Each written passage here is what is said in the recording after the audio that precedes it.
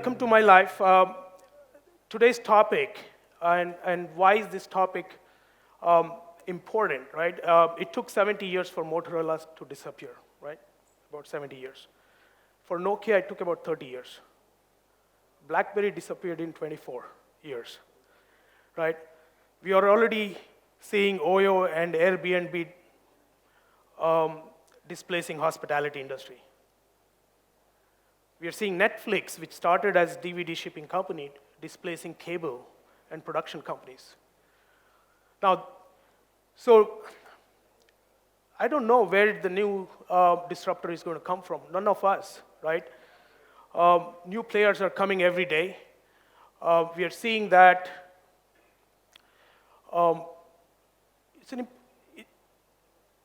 I wanted to give you 3 reasons why we believe that we are in the era where disruption is going to be faster than ever before.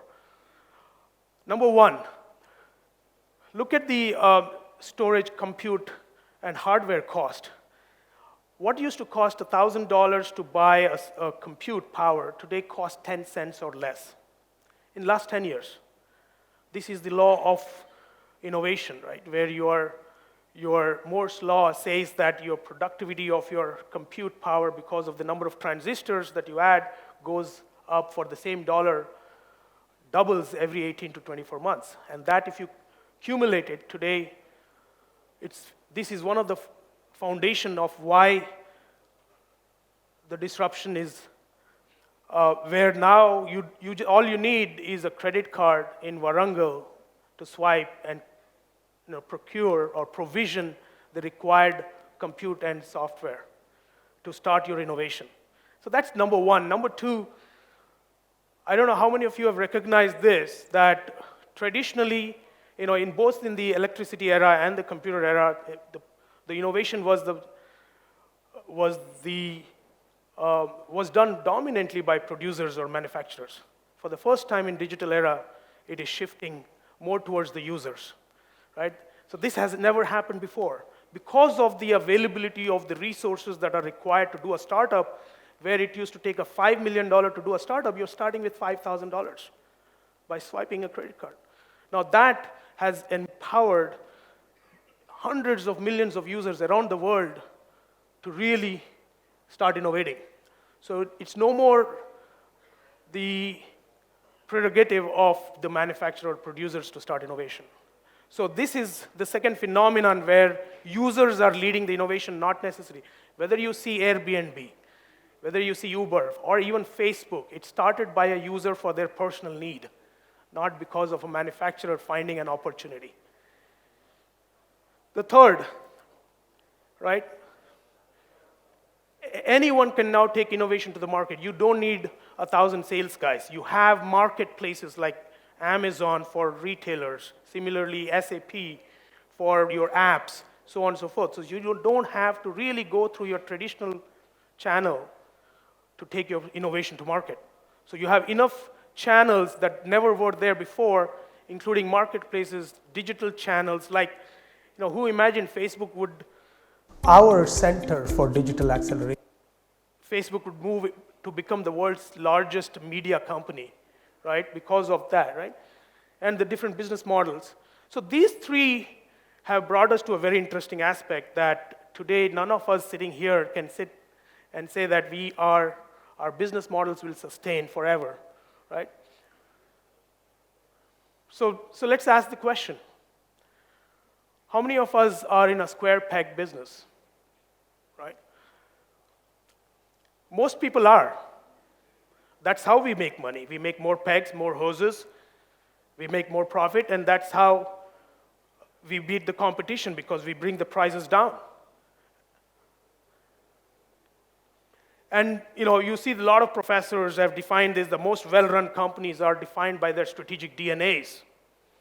Most of us call it as core competency of manufacturing those pegs. We are defined by our process optimization. So that's what makes our organization definition is our core value being process, our core DNA, right? So we are buried in that, while these businesses being highly profitable. So what do? You're making You're basically, when square peg businesses hit the round hole world, all that it is doing, it is making more and more of the things, right, that people care less and less. Isn't that? When the square peg business is making more and more pegs, when it hits the round hole world, it's making more and more of the same thing, of the things that world needs less and less. When you're doing that at that pace, right, how do you change? Why? That's the foundation of why businesses are failing. And now your business model is fast becoming irrelevant. You start losing relevancy, right? And it can happen to any one of us. So based on our experience, what we have done today is I wanted to give you some takeaways of our experiences from last 200 customers that we have served, from small to large, across industries, across manufacturing, retail, education, and we have customers here from CPG, higher ed, banking. We have representation from all over all industries here. And taking those experiences and looking at their varied digital initiatives, we put together what we call Suneratech's 10 rules for digital disruptors. And this is the first time we are defining this. And if we, as individuals or businesses, can drive these 10 rules, I think we can catch the potential disruption or lead them or participate in them, right? It's applicable both for businesses and individuals. Shall we go through 10 rules of digital disruptors? And I'm sure most of you have seen this in some form or fashion, but these are the 10 rules that we believe, right? Adapting to changing world. How do you, right? I think we are living in an uncertain world. How do you go about adapting to the changing world?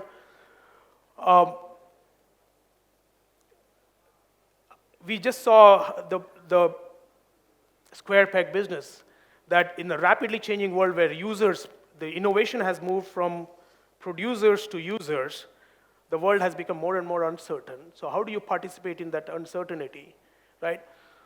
Large businesses, as we saw, can easily get stuck in their core competencies, in their process optimization, in their strategic DNA, because some McKinsey has defined that 10 years ago for you, that this is how you're defined.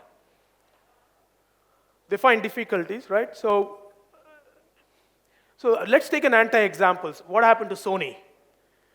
Sony invested great amount of money in building innovation around music through Walkmans and Discmans, right? It helped them become the market leaders. Sony was the market leader in this space, and we all know that. Then came MP3 and digital music. Sony could have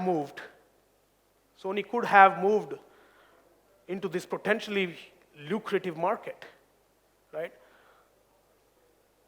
But if this digital music really took off, what Sony could not do is look at the potential outdating technology, and they were worried more about cannibalization, right?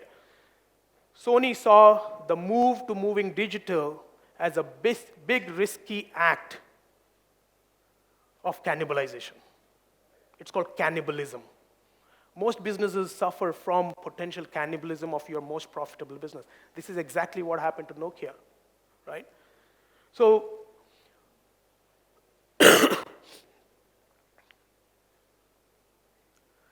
second, be bold.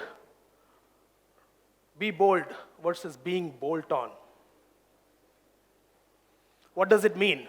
Right? Too many businesses are putting just a lipstick on your current business model. Yeah. What does it mean? Right? They're embracing new technology, but for incremental innovation. And I want to take another anti-example, which is banks. My bank, Chase Bank, that I bank with, what has it done? It basically took the checks right? It created a mobile app to scan a check and to deposit the check. But it never thought about completely displacing checks, right? So that was a good example of an incremental innovation which is really which was really a bolt-on, not a bold innovation. And we'll see some of those examples in these today, right? Number 3, embracing uncertainty. I think most businesses and individuals, we are not designed to embrace uncertainty. We live in uncertainty, but we don't enjoy uncertainty. Does it make sense? So, one thing that is certain is uncertainty. So we have to be comfortable with living with uncertainty in this digital era, right? You've seen that, it took about 100 years for electricity to become a commonplace. But electricity was first consumed by the producers or the manufacturer, and then it became consumer. Same thing happened with computers. Producers started accepting it, and then it went to users, and it took 50 years. Unlike in digital era, where users are accepting, all the millennials are digitally born. You don't need to teach them how to use Facebook. You don't need to tell them how intuitive is Redbus. They know how to use it. They are natively digital. So the adoption is going to be so fast, right? So we can take some lessons and learnings from the history. Number 4, see beyond the outer layers. See beyond the outer layers. We talked about chase. What does it mean? To start your own disruption, you must look beyond your outermost layer, right? More often so, businesses are trying to incrementally innovate your supply chain, incrementally innovate your shop floor, right? And build a bolt-on. Let's take a pro and con and an anti-example. What did Uber do, right? Uber and Airbnb completely thought about ways that are not standard parameters, right? They shifted the paradigm and fundamentally changed how people order things, whether it is taxi, whether it is booking a room. They fundamentally changed that, and they changed the parameters of the outer layer of the business include how you communicate with your customers, right? How you do your marketing. Whatever is outer layer of communicating with your customer, please think beyond that. Take a rental car example. What did Hertz do? Hertz basically came up with a mobile app that basically enabled you to record your customer complaints, and mail it to them, versus filling up a large form so that it's easy for customers to file a complaint. On the contrary, they could have very easily done what Zipcar did. I don't know how many of you have used Zipcar. They came up with a mobile app that basically gets a soft key. Zipcar is anywhere in the city. You basically go in, key in the code, and you start the car. Fundamentally change the way you think about innovation. It's a good example of Hertz and how Zipcar. Number 5, don't get boxed in. Don't get boxed in with assumed parameters. We saw that in previous examples. Uber and Airbnb removed them, right? The parameters were physical assets like cars and physical rooms in those innovations. So,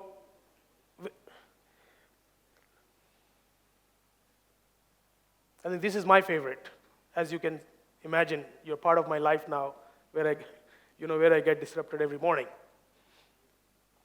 So I think disrupt yourself, I think, is the biggest one, because more often than not, I see both in Sunera and outside with our customers and partners, people are stuck in their old ways, right? And businesses are. So how do you come out of it? You saw that Netflix example. What did Netflix do? Netflix was a DVD shipping company.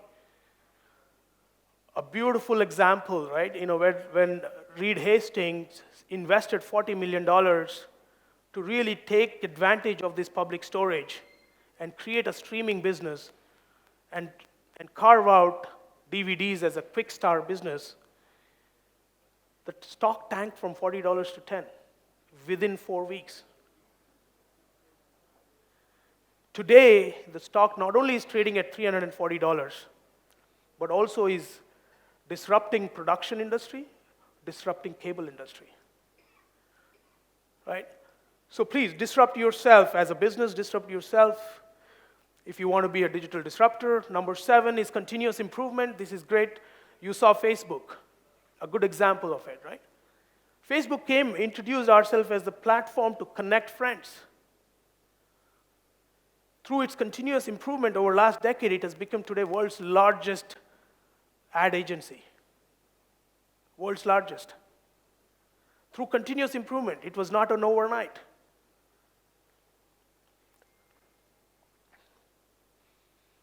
Number 8, making measured and hedged bets. These are two different. What is a measured bet? When BMW invested in I-Series, it said, you know what? I'm not going to disrupt my fundamental business model. I'm going to make a measured bet, and I'm going to invent on an electric vehicle. And I learned through that experiment, where I take whatever learning of that and bring it to mainstream. Right? More often so, I've seen most of our customers and partners have seen that the bet that they make needs a business plan. Not all bets have business plans. Not all bets can create an ROI. So how do you balance the act, not disrupting your current well-running business? And the hedge bet is a little bit different. Hedge bet is what Cisco or Google or AWS or Amazon does, where they invest in completely radically different business. This was done by DuPont as well in 1920 when DuPont invested in General Motors. It was a completely different business because they believe they learn from other business models. You learn from an adjacent business model. You don't have to learn from the same industry. So that's where you make hedging. That's where you hedge your business by looking at business models that could potentially converge in future, but you want to take learnings from that, and so you make an investment. And that's what even most businesses in India are doing.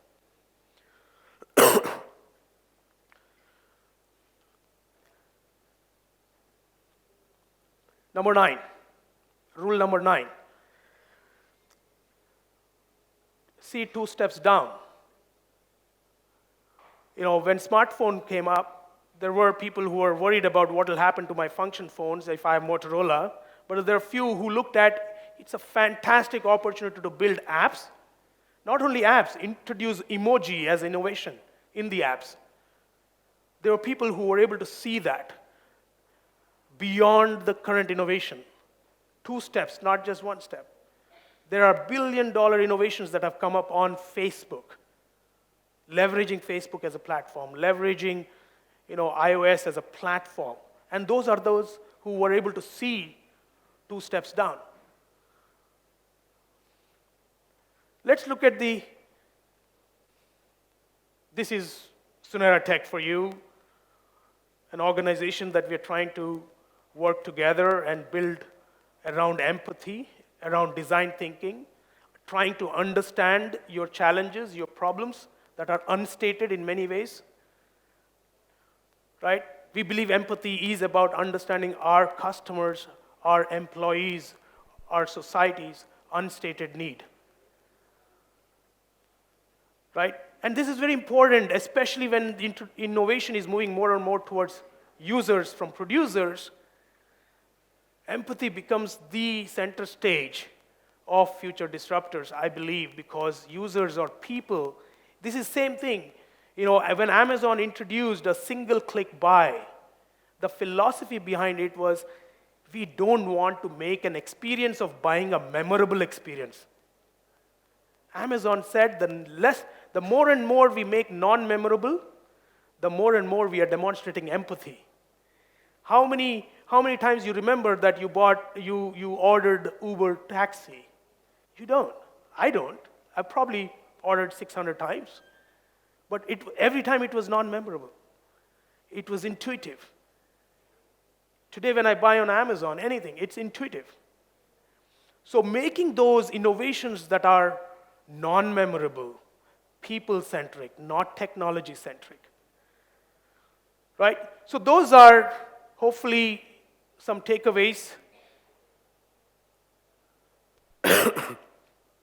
India is one of the Right? So these are the 10 rules for digital disruptors, whether it is businesses or individuals. Today and tomorrow, I think you'll see a lot of the tenets of these disruptive innovations in the kiosks. We have some great presenters today. I'm looking forward to some of the greatest presenters, especially that are following me. I think the team has lined up some fantastic sessions today. So let's have a great time, and looking forward to catching up with you during the day, and we have a great evening. Don't forget to have fun. Thank you so much, and let's go there. Be the disruptor. Welcome to the summit. Thank you so much.